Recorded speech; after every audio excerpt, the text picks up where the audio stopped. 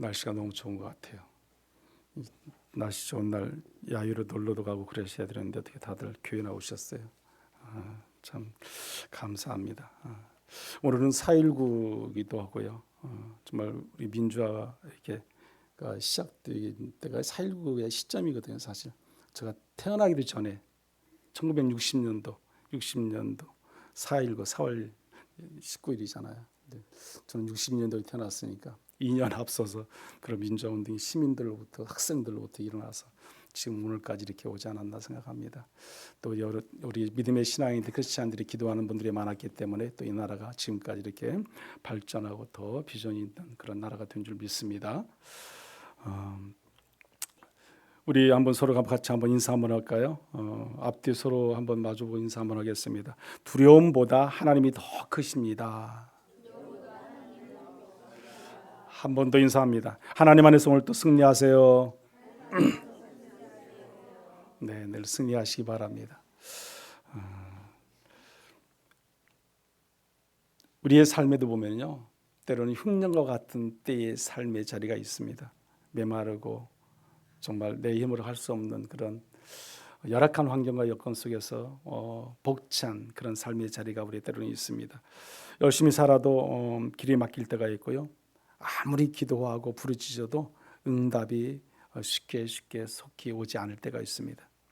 그때마다 우리는 늘 고민하고 염려하고 때로는 세상 한복판에서 우리는 울기도 하고 또 괴로워하기도 합니다. 그러나 이때 우리는 두 가지 한마디로 길 앞에 서게 되거든요. 그게 뭐냐면 하나는 우리가 하나님을 붙들고 사느냐, 아니면 또 하나는 세상 한복판. 어떻게 보면은 우리가 눈에 보이는 어떤 세상의 방법을 찾고 우리가 그것을 의지하고 살아가느냐, 그 둘 중에 하나예요. 보이지 않는 하나님을 우리가 바라보느냐, 보여지는 세상의 모든 사물과 모든 사람과 모든 것들을 바라보고 의지하고 살아가느냐. 믿음의 사람이라고 해서 두려움이 없는 것은 아닙니다. 여러분, 아브라함도 그렇고 이삭도 마찬가지고 오늘 본문에 나온 이삭도 마찬가지고 다 두려움 속에서 있었던 자들입니다. 오히려 약속을 받은 사람들도 두려움 앞에서 때로는 흔들릴 때가 있다는 것이에요. 그러나 사람은 흔들려도 하나님은 흔들리지 않아요. 하나님은 고정돼 있어요. 변함이 없습니다. 우리가 그 하나님을 알고 믿고 살아가는 거거든요. 그래서 우리는 복받은 자예요. 우리 하나님은 변함이 없다는 거예요. 변하면 우리가 변하고 떠나면 우리가 떠나고 손을 놓으면 우리가 손을 놓는 것이지 하나님은 전혀 변함이 없습니다. 오늘 이 말씀을 통해서 우리는 나는 지금 어디를 바라보고 있는가, 나는 무엇을 붙들고 과연 살아가고 있는가 말씀을 묵상하면서 은혜를 나누고자 합니다. 오늘은 두 가지만 제가 말씀을 드리고자 합니다. 첫째는 두려움은 믿음을 흔든다는 거예요. 두려움은 믿음을 흔들어요. 혼란케 합니다. 뭐가요? 두려움이. 여기 오늘 읽은 우리가 본문의 말씀 1절의 말씀인데 한 번 더 1절 말씀 읽어보겠습니다. 같이 한번 읽어봅니다. 아브라함 때에 첫 흉년이 들었더니 그 땅에 또 흉년이 들매 이삭이 그랄로 가서 블레셋 왕 아비멜렉에게 이르렀더니. 아멘. 여기 보면은 그 땅에 또 뭐가 들었다? 흉년이 들었다 이렇게 말씀합니다. 이 흉년이 자주 드는 거죠. 그러다 보니까 그 땅에 또 흉년이 들었어요. 이게 무슨 말씀이겠습니까? 그 흉년으로 인해서 그들은 다른 곳으로 이주할 수밖에 없는 상황과 여건이 될 수밖에 없었다는 겁니다. 그래서 그들이 어디로 갑니까?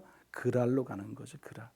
여러분 여기 나오는 그랄, 아브라함 때도 그 땅에 첫 번째 흉년이 든 적이 있었어요. 그래서 아브라함이 어디로 내려갑니까? 애굽으로 내려가거든요. 물론 이삭의 아버지가 아브라함이잖아요. 근데 지금 오늘도 본문의 말씀 속에 여기 지금 이 자리에 누가 있어요? 이삭인데 이삭도 흉년이 들었다는 거예요. 족각불이 흐르는 가나안 땅이 더 잘 되고 비도 많고 더 잘 먹고 잘 살고 준비되고 그런 땅이 돼야 되는데 어떻게 보면 그렇지 못하다는 거죠. 그래서 딴 곳으로 좀 이주해야 되는 그런 과정. 그래서 어디로 왔다? 그랄로 왔다는 거죠. 여러분 여기 그랄은 나라 이름이에요. 나라 이름. 근데 여기 보면 이제 블레셋의 그 지경에 이제 분포되어 있는 어떤 한마디로 그 부족이죠, 부족. 근데 이 그 블레셋이란 그런 부족은 함의 후손이에요, 함의 후손. 여러분 그 창세기 10장에 보면은 노아의 족보가 나오거든요. 노아의 족보, 셈과 함과 야벳이 이렇게 나오잖아요. 그 중에서 아버지 하체를 본 자가 누구예요? 함이죠. 중간 둘째잖아요. 근데 이 블레셋이 누구의 지금 후손이라고요? 함의 후손이라는 거죠. 그 성경에 나와 있어요. 창세기 10장 14절에 보면 이렇게 말씀합니다. 바두루심과 가술로힘과 갑돌림을 낳았더라. 가술로힘에게서 누가 나요? 블레셋이 나왔더라 그랬어요. 그러면 함의 후손이라는 거죠. 이게 지금 이 노아의 족보를 지금 말하는 거거든요. 그 족보 중에 지금 함의 족보를 지금 이어서 말하는 것이 14절의 말씀입니다. 그렇다고 지금 어떻게 보면 가자지구 이스라엘 밑에 가자지구 지금 지중해 연안 그 끝쪽으로 보면 가자지구거든요. 우리 이스라엘 지도를 여러분 잘 기억하고 계시겠지만 그 가자지구에 지금 이스라엘과 수없이 싸우잖아요. 지금도. 서한 지구는 저 안쪽이지만은 이 가자지구 쪽에 또 이 팔레스타인 사람들이 살아잖아요. 그렇다고 해서 지금 이 블레셋 거기가 예전에 그 지명이 블레셋이었어요. 그 블레셋이 그렇다고 지금 그대로 그 사람들이 그대로냐? 아 그건 아니에요. 그건 아니에요. 지금 오랜 세월이 흘렀잖아요. 이게 그 어떤 지명 이름은 그대로 이어지지만 그들의 어떤 그 사람들은 그대로 계속 그 혈육 관계는 이어지지 않았다는 거죠. 그러면 지금 이 사람들 어떤 사람들이었어요? 모든 아랍계 사람들, 모든 족속들, 그 사람들이 모여서 지금 함께 지금 누리고 살아가는 데가 지금 이 가자지구 이런 서한 지구 그런 지구죠. 그래서 이 팔레스타인 사람들은 지금 어떤 사람들이다 그러면 아랍계 사람들이다. 그럼 지금 누가 지금 싸우고 있어요? 이스라엘이 그 아랍계 사람들하고 싸우는 거죠. 그들이 연합되어지는 아랍계 사람들이죠. 그래서 지금 그 혈통이 어떻게 되고 그건 지금 뭐 모르는 거죠. 그렇지 않습니까? 이미 오랜 세월 동안 있다 보니까 그 지명은 그들이 있지만 그들의 지금 뭐 블레셋 사람들 그대로야. 그래서 뭐 우리가 그 블레셋 사람들하고는 원수야 뭐 그런 건 아니고요. 어쨌든 아랍계 사람들과 어떤 이스라엘 사람들과는 지금도 계속 싸우고 있다 이렇게 보시면 됩니다. 아브라함 때에도 그 땅에 첫 번 흉년이 들었어요. 흉년이. 그래서 그들이 어디로 피난하냐면 애굽으로 피난을 합니다. 창세기 12장에 보면 그 땅에 기근이 들었다고 말했어요. 그 땅이 기근이 들었다. 언제요? 아브라함 때 말하는 겁니다. 그래서 가나안은 하나님의 약속하신 땅이잖아요. 근데 왜 그 땅에 흉년이 들었을까? 그것은 무엇입니까? 하나님의 약속이 있는 자리에도 흉년이 들 수 있다는 거예요. 맨날 뭐 거기만 적각불이 흐르고 막 그냥 물이 넘치고 막 그런 땅이 아니라는 거예요. 때로는 흉년도 들고 때로는 어려움도 있고 때로는 시련도 있고 고난도 있고 환난도 있다. 그걸 지금 말씀합니다. 그런데 아브라함은 왜 내려갔을까요? 흉년이 드니까 먹을 것이 없으니까 눈에 보여지는 현실을 쫓는 거죠. 눈에 보여지는 현실. 앞서 두 가지를 말씀드렸잖아요. 하나님을 따를 쫓을 것인가 아니면 눈에 보여지는 세상을 따라갈 것인가. 그러면 지금 아브라함은 어디를 갔다? 눈에 보여지는 세상을 쫓는 거죠. 세상을. 어쩌면 그럴 수밖에 없을 수도 있겠어요. 왜? 먹을 것이 없잖아요. 먹고 마실 뭐 물도 먹을 식량도 없는데 죽기 일보 직전인데 안 갈 수가 없었을 것 같아요. 그런 그 생각도 좀 들어요. 당시 가나안의 흉년이고 애굽은 흉년이 아니에요. 애굽은요. 물이 넉넉하니까 풍족한 거죠. 그러나 중요한 영적 의미는 애굽은 단순한 나라가 아니라는 거죠. 성경에서 애굽이라는 것을 좀 폭넓게 생각하면 세상이죠. 세상.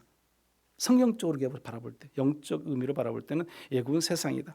인간적인 방법으로 하나님 없이도 내가 살 수 있다는 어떤 그런 어떤 체계를 상징하는 것이죠. 그게 애굽이죠. 여러분, 당시 헐벗고 굶주림이 얼마나 많이 힘들었겠어요. 아브라함은 하나님보다 더 환경을 의지했다는 것이죠. 그래서 내려간 것이고 그래서 그들은 그곳에서 지냈던 것을 알 수 있습니다. 어려움이 오면 기도보다 방법을 찾고요. 또 하나님보다 현실을 먼저 바라보게 됩니다. 그때 우리의 애굽이 시작되는 거죠. 우리도 마찬가지예요, 여러분. 환란이 오고 어려움이 오고 조금 어떤 시험거리가 닥치면요, 우리가 애굽으로 내려가게 되거든요. 그럼 그 애굽이 우리나라 현실에 우리가 애굽이 뭐겠어요? 돈이 될 수도 있고요, 물질뿐만 아니라 뭐 어떤 그 경제적인 것뿐만 아니라 어떤 권력이 될 수도 있고요. 우리 많은 친구들이 우리의 위로자, 힘이 될 수 있는 것들이 될 수 있는 거잖아요. 그게 우리가 애굽이 될 수 있는 거죠. 하나님을 의지하고 하나님을 바라보고 하나님 안에서 바로 서야 되는데 그렇지 못하고요, 보여지는 것에 우리가 집중하고 거기에 포인트를 맞출 수 있는 거죠. 그게 우리의 어떻게 보면 세상의 애굽이죠.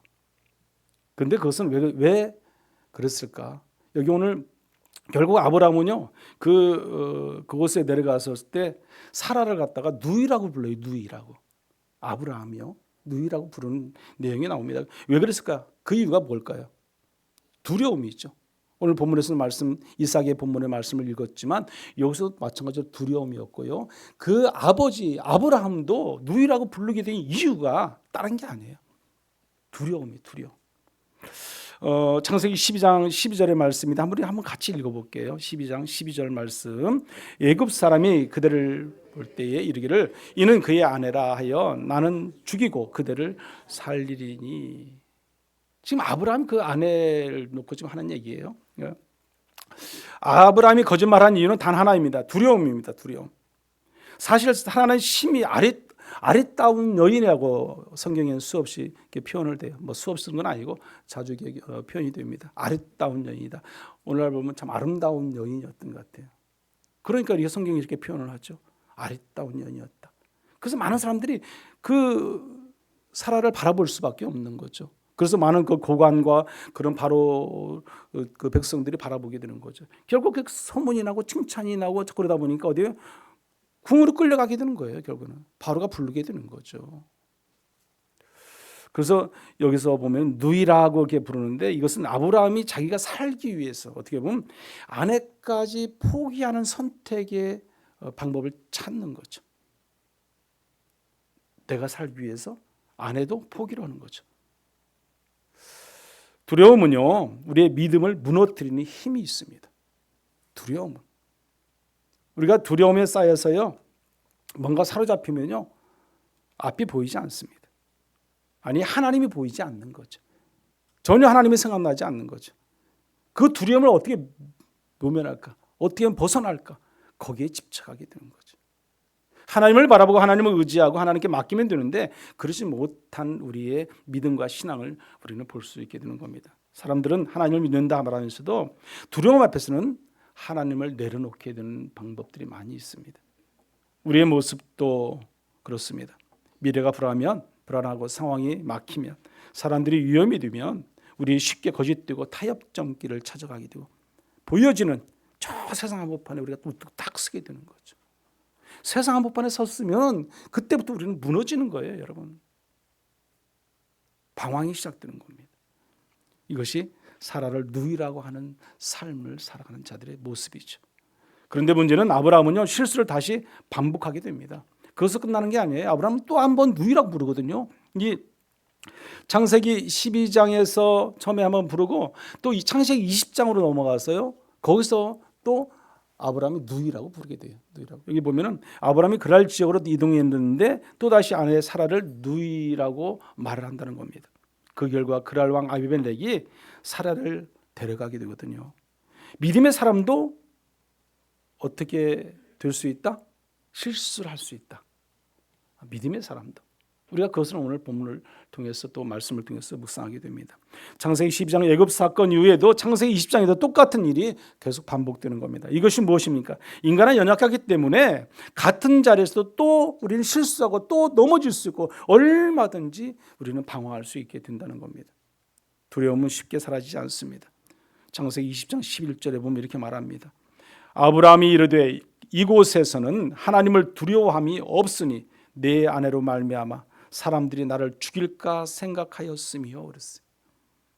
사람들이 나를 죽일까 생각하였다 말합니다. 창세기 12장, 창세기 20장에 나오는 동일하게 똑같은 이유가 지금 아브라함은 사라를 누이라고 부르는 것은 두려움 때문에 그렇다. 두려움 때문에 자기가 죽을까 봐. 그게 무슨 죄예요? 아내가 너무 이쁜 죄죠. 어떻게 그러지 않습니까? 그러잖아요. 너무 이쁜 사람 만나면 안 될 것 같아요. 어쨌든 그 두려움 속에 아브라함은 방황할 수밖에 없는 겁니다. 상황이 바뀌었 뿐이지 마음은 그대로였던 거죠. 이삭이 흉년이 들어서 그랄에 도착해서 거주하였는데 문제는 이삭이 하나가 사라와 같이 아랫담에 또 문제예요. 문제.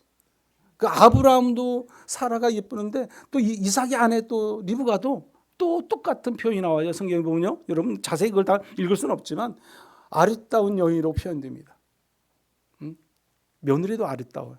다 뭐 이렇게 공익대 당시에 다 아리따우는지 모르겠지만 이렇게 표현되니까 거기서도 또 불안한 거예요. 그게 뭐예요? 오늘 말씀하는 것이 두려움. 누가? 이삭이 두려운 거죠. 그래서 이삭도 그 리브가 아내를 뭐라고 불러요? 누이라고 부르는 거죠. 누이라고. 여러분. 이 7절 말씀 한번 우리 같이 한번 읽어볼까요? 오늘 본문의 말씀 7절입니다. 그곳 사람들이 그의 아내에 대하여 우리가 말하기를 그는 내 누이라 하였으니 리브가는 보기에 아리따움으로 그곳 백성이 리브가로 말미암아 자기를 죽일까요? 그는 내 아내라 하기를 두려워함이었더라. 아멘. 자, 그 리브가를 이삭이 부르는데 누이라고 그랬어요. 왜요? 두렵으니까. 자기도 죽을까 봐서 아버지처럼 똑같이 그런 상황이 지금 똑같이 왔어요. 그래서 이 어디서 지금 글 아래에서 두려움 속에 지금 처해 있습니다. 힘들죠. 아내가 이쁜 것도 참 힘들어요. 어렵습니다. 이 아브라함의 창세기 12장과 20장의 말씀, 또 이 이삭의 창세기 26장 오늘 본문의 말씀 동일하게 똑같이 흉년이 들었어요. 낯선 땅에 갔어요. 이동했어요. 근데 그곳에는 어때요? 그들이 보면 생명의 위협이 있어요. 생명의 위협. 그게 바로 두려움이에요. 두려움, 여러분. 두려움에 사로잡히면요, 우리는 거짓말할 수밖에 없고요, 우리는 그것을 도망갈 수밖에 없어요. 두려움에 사로잡힘. 왜 두려움에 사로잡힐까? 그러면 왜? 그 안에 하나님이 없어서 그런 거예요. 그렇게 열심히 하나님을 신앙생활하고 믿음을 가졌더라 할지라도 순간에 두려움에 사로잡히니까 하나님이 안 계신 거예요. 그 안에 내 안에 예수가 없는 거예요. 예수가. 여러분, 오늘 저와 여러분은요, 내 안에 예수가 있다 없다 하면 안 돼요. 지속돼야 돼. 계속. 우리 안에는 오직 예수가 있어야 돼. 예수. 내 안에 예수 그리스도의 마음이 가득 차야 되는 거죠. 어느 날은 세상, 어느 날은 예수. 하나님 기뻐하지 않습니다. 우리가 예배를 드리고 우리가 말을 하고 우리가 생활을 하고 우리가 뭐 공동체 생활을 통해서 같이 지낸다 할지라도 우리는 절대로 그래서 이중적인 성격을 쓰면 안 되는 거죠. 여러분, 정직은 그대로, 정직한 모습 그대로 가야 되는 거예요. 여러분, 여기서는 이렇고 저기서는 저렇고 하나님이 기뻐하지 않습니다. 절대로 기뻐하지 않습니다. 비록 우리는 여기서 말하는 아브라함과 이삭이 실수는 할 수 있어요. 실수 우리 다 하잖아요. 하는데 그것을 계속 반복적으로 우리가 밥 먹듯이 하면은 그것은 하나님 마음을 아프게 하는 것들이죠. 그래서 하나님 마음에 우리가 부끄럽지 않는 인생의 삶의 살 자리를 가려면은 내 안에 예수가 분명히 있어야죠. 변함없이 주님이 우리를 변함없이 이끌어 가듯이 인도해 주시죠. 우리도 그렇게 살아야 되는 거죠.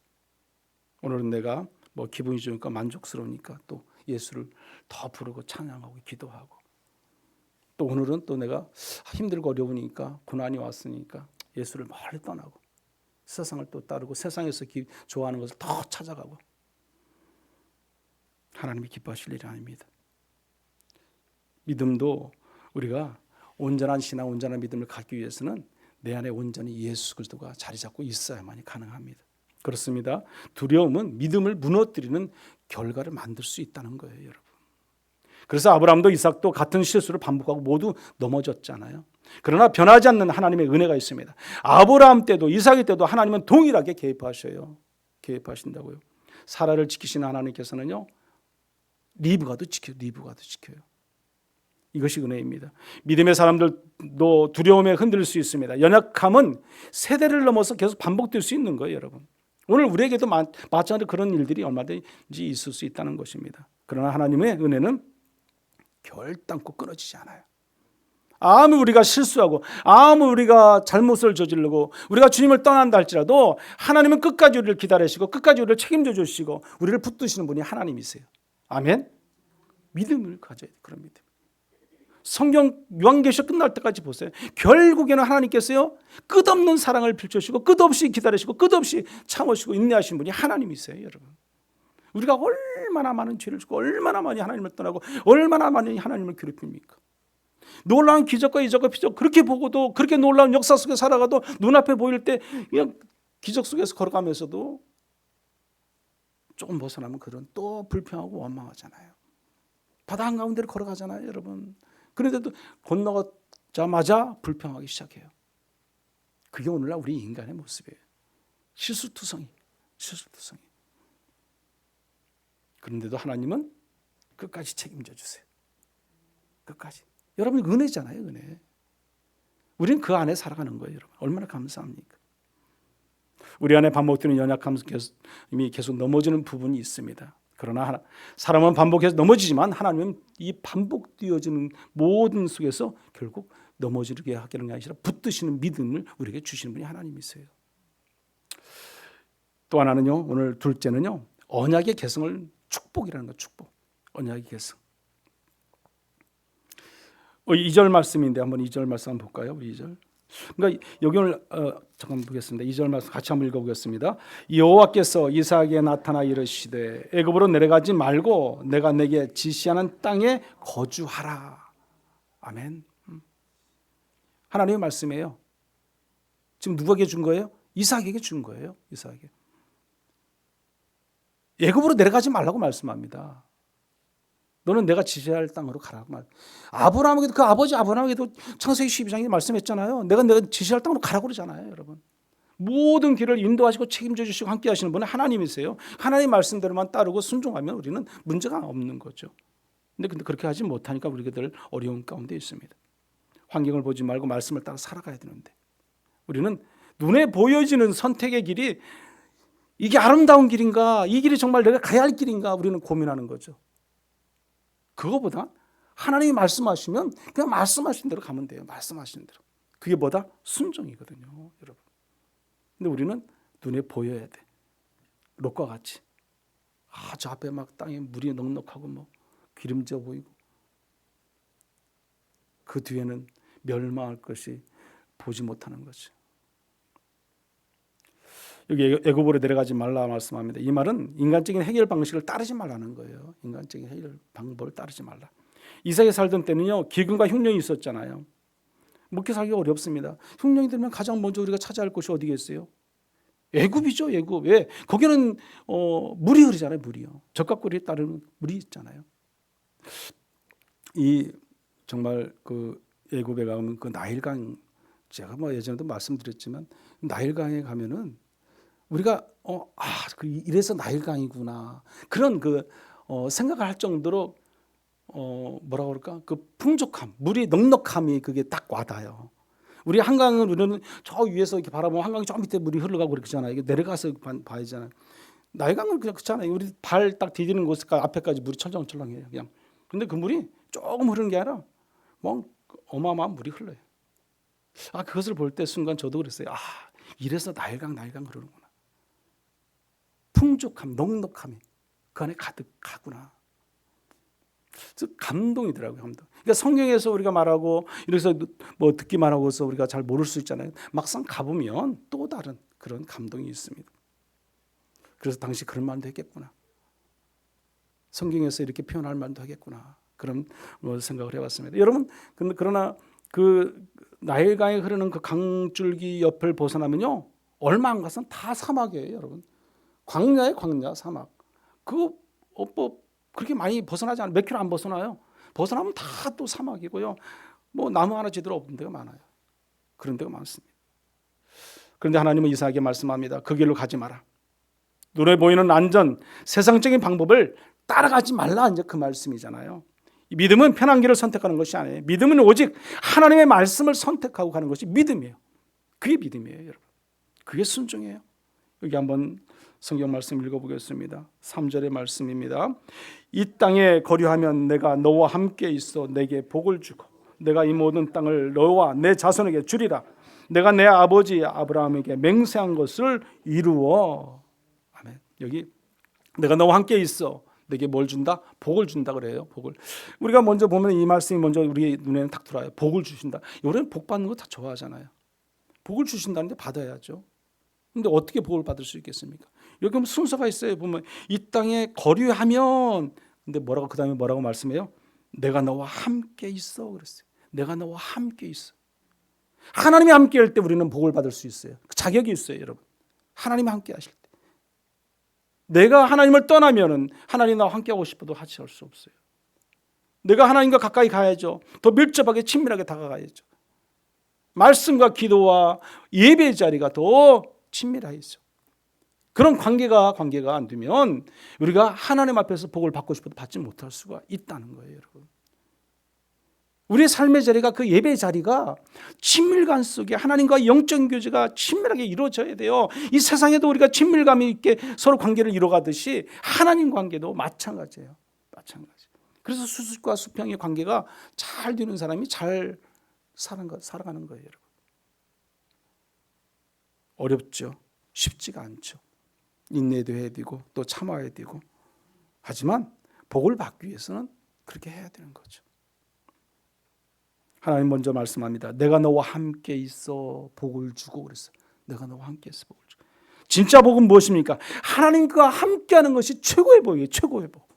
내가 하나님과 함께만 한다. 그러면 그것보다 더 좋은 복이 있어요, 여러분. 하나님과 동행하는 삶의 자리잖아요. 그럼 하나님 우리를 책임져 주시죠. 어느 부모가 어느 자녀들, 어린 아이를 책임 안 지겠습니까? 목숨 걸고 책임지죠. 목숨 걸고. 하나님도 마찬가지에 똑같아요. 우리가 어딜 가든지 어느 곳이든지 내가 하나님과 함께만 하면은 하나님이 책임져 주시는 거예요. 끝난 거예요, 여러분. 근데 내가 하나님을 떠나고 세상 가운데 있고 자꾸 애굽을 바라보면 그 땅에 우리가 들었으면 하나님과의 관계가 멀어질 수밖에 없습니다. 하나님이 함께 하시면 그것이 곧 복인 줄 여러분들이 믿으시기 바랍니다. 성경은 말합니다. 임마누엘이라고 하잖아요. 임마누엘. 하나님이 나와 우리와 함께 하신다는 말 뜻이 임마누엘이잖아요. 우리와 함께 하신 하나님. 그 임마누엘 하나님을 우리가 늘 섬기며 따르고 순종하고 살아가야 됩니다. 이것이 신앙의 본질입니다. 하나님이 나와 함께 하시는 것이 신앙이요, 복이잖아요.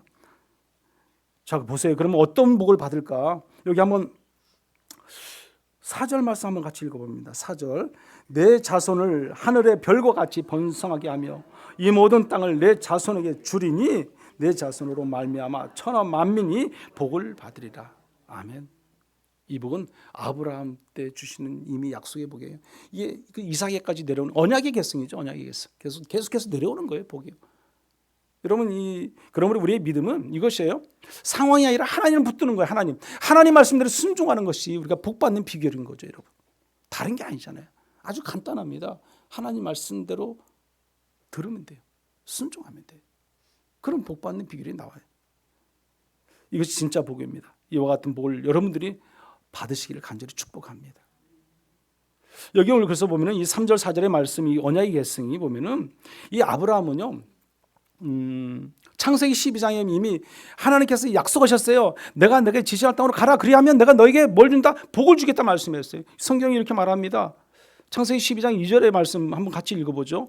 내가 너로 큰 민족을 이루고 내게 복을 주어 내 이름을 창대하게 하리니 너는 복이 될지라. 아멘. 여러분, 그 뒤로도 여기 창세기 26장까지 전해보면 아브라함이 하나님 복을 주시겠다는 말이 3번, 4번, 한 5번 계속 이어나와요. 창세기 13장에도 롯과 아브라함이 같이 있을 때 하나님께서도 동일하게 똑같이 내게 복을 주겠다는 말씀이 나옵니다. 여러분, 롯에게 네 가고자 하는 땅으로 가라. 내가 좌하면 내가 우하고 우하면 내가 좌하리라 해놓고 나중에 하나님께서 뭐라고 말씀합니까? 이렇게 말씀하잖아요. 그때 보면 동서남북을 바라보라. 보이는 땅을 자손에게 주겠다 그랬어요. 내가 내 자손이 땅에 티끌같게 하겠다. 티끌같게 했다. 그게 아브라함이 주신 하나님의 축복이었어요. 뿐만 아니라 창세기 15장에는요. 언약의 책이라는 언약의 책, 횃불로 언약을 맺잖아요. 그곳에도 하늘과 별과 같이 내게 자손이 잘 되게 해주겠다 그랬어요. 창세기 17장도 마찬가지입니다. 할례 언약이 나와요. 할례 언약. 거기서도 마찬가지 하나님께서는 너희들에게 영원한 언약, 가나안 땅의 영원한 언약 약속을 지키는 자에게 은혜와 축복을 주시겠다고 아브라함에게 하나님께서 신신당부 약속합니다. 그런데요, 마지막으로는요, 어디가 더 큰 은혜가 있냐면 결정적인 약속은 창세기 22장이에요. 22장. 순종할 때. 그때 축복이 있게 되는데 우리가 창세기 22장은 여러분 잘 아시지만 모리아산의 기적이 나오는 이야기잖아요. 아브라함이 그 아들 이삭을 제물로 바치는 그런 내용이 그거 안에 나오잖아요. 그때 아브라함이 온전히 드려지려고 할 때 하나님께서 막으시잖아요. 아브라함아 부르시잖아요. 그리고 아브라함이 뭘 봐요? 그 순종하는 말. 그걸 보잖아요. 그래서 보면은 내 독자라도 아끼지 아니하였은즉 그 순종이죠, 순종. 그 모습을 보잖아요. 그 모습을 볼 때 창세기 22장 17절과 18절에 보면 이렇게 말씀을 합니다. 우리 한번 이 말씀 같이 읽어봅니다. 내가 내게 큰 복을 주고 내 씨가 크게 번성하여 하늘의 별과 같고 바닷가의 모래와 같게 하리니 내 씨가 그 대적의 성문을 차지하리라. 또 내 씨로 말미암아 전함함이 복을 받으리니 이는 내가 나의 말을 준행하였음이라 하셨다 하니라. 아멘. 어떻게 복을 받았어요? 그 말씀에 준행했다, 순종했다는 거예요. 그대로 따랐다는 거죠. 누가요? 아브라함이요. 하나님께서 아브라함 시험하신 거잖아요. 근데 통과된 거죠. 통과되면 당연히 그 어떤 선물이 있을 거 아니겠습니까? 이 복이 어떤 복이에요? 하늘의 별과 바닷가의 모래가 같은 그런 자자손손이 그런 신앙의 개성이 이어지게끔 신앙의 대물림을 축복을 허락하시겠다는 거죠. 그게 아브라함의 축복이에요. 근데 그것이 누구에게도 이어져요? 이삭에게도 동일하게 이어집니다. 그러면 또 누구에게 이어져요? 오늘 저와 여러분에게도 이어질 줄 믿습니다. 우리에게도 반드시 그런 축복이 있어요. 하지만 우리가 어떻게 해야 돼요? 하나님을 잘 믿어야 돼요. 어떻게 믿어야겠어요? 여러분, 여기 한번 말씀을 더 한번 보겠습니다. 이 5절 말씀인데 5절 말씀 한번 같이 읽어볼까요? 이는 아브라함이 내 말을 순종하고 내 명령과 내 계명과 내 율례와 내 법도를 지켰음이라 하시니라. 아멘. 그 시험은 뭐였어요? 이것을 다 통과했던 것이 아브라함이에요, 여러분. 그러면 저와 여러분도 동일하게 똑같이 이 5절의 말씀처럼 하나님의 말씀에 순종하고 여기 그대로 명령과 계명과 율례를 법도를 따르고 순종해야죠. 지켜야죠. 누가? 우리도요. 그래야 우리 자손도 후손도 신앙의 개성이 이어져 갈 수 있는 겁니다. 그냥 가만히 내가 교회만 열심히 나온다고 우리 믿음의 자녀들이 신앙의 개성이 이어질까요? 아니에요. 여기 오늘 5절의 말씀처럼 우리가 그대로 따르고 지켜야 되는 거죠. 따라야죠. 그 가운데 우리에게도 신앙의 개성이 있습니다. 신앙의 대물림이 이어지게 되어 있습니다. 부단히 노력이 있어야 돼요. 그냥은 되지 않습니다. 이게 바로 신앙의 개성입니다. 사랑하는 성도 여러분, 우리가 드리는 예배와 우리가 지키는 믿음, 우리가 붙드는 그 하나님의 말씀, 기도, 모든 것이 다 하나님께 온전히 올려드리시고 하나님께서 원하신 뜻을 따라 살고 하나님 말씀대로 순종할 때 우리는 우리의 자녀들을 신앙의 개성으로 이어갈 수 있습니다. 자녀에게, 다음 세대에게 반드시 흘러가게 해야 됩니다. 그것이 우리에게 주어진 사명이에요. 여러분, 사명. 네 대의 믿음을 가지고 네 대에서 끝나버린다? 그건 아니죠, 여러분. 우리 목회자들 보면요, 목회자들 가정에 보면 대부분이 자녀들 중에 한 사람이 목회를 하는 자녀들이 많아요. 저도 이제 같이 이렇게 만나는 분, 저희는 아니지만 어쨌든 많아요. 근데 참 목회자로서 어떤 아버지로서 저도 그런 걸 원하죠. 그랬으면 좋겠다. 물론 이 길이 험난하잖아요. 어렵잖아요. 인간적인 생각, 먹고 마시고 누리고 그런 거 생각하면은 안 했으면 좋겠죠. 근데 그걸 떠나서 하나님만 바라본다면 그래도 자녀가 계속해서 목회자의 길을 갔으면 좋겠다. 그런 생각이 있죠. 그런 기도도 하기도 하고. 그래서 목회자들 보면 대부분이 다는 아니지만 자녀들이 신학하고 또 목회하는 사람을 또 많이 있습니다. 우리는 이 오늘 본문의 말씀 속에서 보면은 하나님이 우리와 함께 하시고 순종할 때 그 은혜와 축복이 있습니다. 그런데 여기 오늘 본문의 말씀은 아니지만 12절 13절 이하의 말씀 보면 하나님이 어떻게 우리에게 그 아브라함에게 복을 주시나 한번 보실래요? 복 한번 12절 한번 우리 같이 한번 읽어볼까요? 12절 말씀 같이 읽어보겠습니다. 이삭이 그 땅에 선봉사하여 그 해에 100배나 얻었고 여호와께서 복을 주심으로 아멘. 자, 여호와께서 이 복을 주셨어요. 어떤 100배의 복을 주셨어요. 100배의 복을 주셨는데 여기를 13절 14절의 말씀 한번 같이 읽어보겠습니다. 양과 그 사람이 창대하고 왕성하여 마침내 거부가 되어 양과 소가 떼를 이루고 종이 힘이 많으므로 블레셋 사람이 그를 시기하여 아멘. 예. 창대했다, 왕성하였다. 마침내 거부가 되었다고 말합니다. 양과 소 이런 떼를 이뤘어요. 그리고 종도 힘이 많았다 이렇게 표현을 합니다. 결론적으로 여러분, 오늘 본문을 보면 아브라함도 그랬고 이삭도 그랬습니다. 믿음의 사람인데도 두려움 앞에서 흔들리기도 했습니다. 무엇입니까? 두려움은 우리 믿음을 흔들기 때문에 그렇습니다. 그런데 오늘 이 말씀이 우리에게 주는 진짜 은혜는 아브라함도 실패했고 아직 이삭도 실패했다는 데 있지 않습니다. 진짜 은혜는 그런데도 하나님은 그 약속의 사람을 버리지 않으신다는 거예요. 버리지 않으신다. 여러분 창세기 12장도 마찬가지고 창세기 20장에도 아브라함 때도 그 말씀을 후미에 보면 계속 그랬어요. 오늘 여기 본문의 말씀도 이 뒤에도 보면은 결국에는 하나님께서 그 아비멜렉에게 가서 말해서 결국에는 그 리브가를 구해내고 다시 이삭을 다시 나올 수 있도록 인도해 준 걸 볼 수 있습니다. 뿐만 아니라 창세기 12장 20장도 동일하게 아브라함도 마찬가지예요. 계속 하나님께서 그 사라를 구해 주십니다. 구해 주십니다. 끝까지 책임져 주시는 거죠. 마음에 안 들릴 수도 있잖아요. 하나님 말씀대로 안 듣고 내려가지 말라는데도 내려가잖아요. 애굽으로요. 그런데도 하나님 끝까지 그들을 책임지셔서 사라를 구해주잖아요. 오늘 여기 이삭도 마찬가지예요. 여기 오늘 본문의 말씀 9절 이하의 쭉 보면 11절까지 말씀이 집에 가서 한번 읽어보세요. 하나님이 이삭을 책임져 주고 리브가를 책임져 준다니까요. 그런 하나님이세요. 언제나 우리와 함께 하시는 하나님은 우리를 붙잡아 주시고 인도하시는 하나님이세요. 아브라함이 흔들려도 하나님은 사라를 지키셨고요. 이삭이 두려워도 하나님은 리브가를 지켰어요. 우리가 흔들리고 우리가 방황하고 우리가 때로는 하나님 말씀대로 살지 못해도 하나님 끝까지 우리를 어떻게 한다? 지키시고 보호하시고 책임져 주신다. 우리는 그 하나님을 믿어야 되는 거죠. 사랑하는 성도 여러분, 오직 하나님의 말씀대로 우리가 살기를 바랍니다. 예고로 내려가지 말라면 내려가지 마십시오. 내가 내게 지시한 땅으로 거하라 그러면 그 땅으로 거하십시오. 내가 너와 함께 있어 내게 복을 주리라 말씀하시면 그걸 믿으시고 아멘 하십시오. 그것이 우리가 복받는 비결인 줄 믿습니다. 그렇습니다. 우리는 진짜 복은 문제가 없는 삶이 아니라 우리의 진짜 복은 돈이 많은 것도 아니고 형편이 편한 것도 아닙니다. 하나님이 함께 하시는 복에 함께 하시는 복. 나와 언제 어디서나 늘 우리와 함께 하시는 그 복. 그 복이 우리는 충분합니다.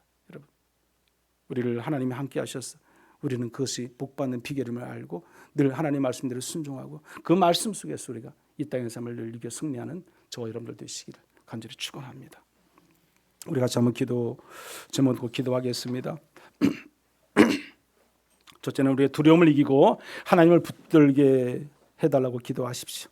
두 번째는 세상의 방법이 아니라 말씀의 길을 선택하게 해달라고 기도하시고 하나님의 임재를 최고의 복으로 누리게 해달라고 세 가지 기도 제목 놓고 기도하겠습니다. 우리 주여 한번 외치고 기도합니다.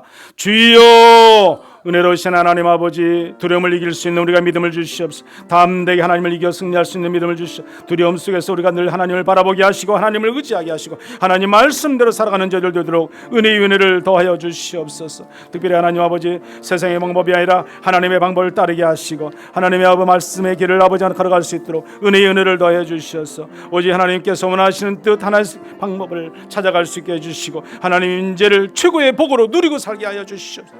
하나님이 함께 하시는 자에게 복이 있다고 했습니다. 하나님이 도와주시고 역사하셔서 하나님 은혜 가운데 사랑하는 저를 되게 하시고 늘 하나님과 동행하는 삶을 살게 하여 주시고 하나님이 함께 하시는 것이 나에게 큰 복임을 깨닫고 늘 주님과 더불어 살아가는 우리의 삶의 자리가 되도록 은혜의 은혜를 더하여 주시옵소서. 성령 충만케 하여 주시옵소서. 사랑과 은혜가 풍성하신 하나님 아버지, 오늘 또 귀한 말씀을 통해서 우리의 마음을 하나님께서 또 알게 하시고 비추게 해주시니 참으로 감사를 드립니다. 아브라함도 이삭도 두려움 앞에서 흔들렸던 것처럼 우리의 삶의 여러 문제와 현실 앞에서 쉽게 흔들리고 무너지지 않는 저희들 되게 하셔서 오직 하나님의 은혜 가운데 하나님께서 원하시는 하나님이 기뻐 받으시는 삶의 자리로 늘 나아갈 수 있는 우리의 신앙이 되도록 하나님 인도하여 주시옵소서. 우리 안에 있는 두려움을 내려놓게 하시고 오직 하나님만 바라보고 하나님만 의지하고 하나님께 모든 걸 내려놓고 맡기고 살아가는 믿음의 신앙이 되게 도와 주시옵소서. 환경보다 하나님을 더 크게 보게 하시고 문제보다 약속을 더 굳게 붙잡고 살아가는, 그래서 믿음의 신앙의 계승이 이루어지는 우리의 자자손손까지 신앙의 대물림이 이어지는 그런 은혜와 축복이 우리로 하여금 있게 하여 주시옵소서. 예수님의 이름으로 기도드립니다. 아멘.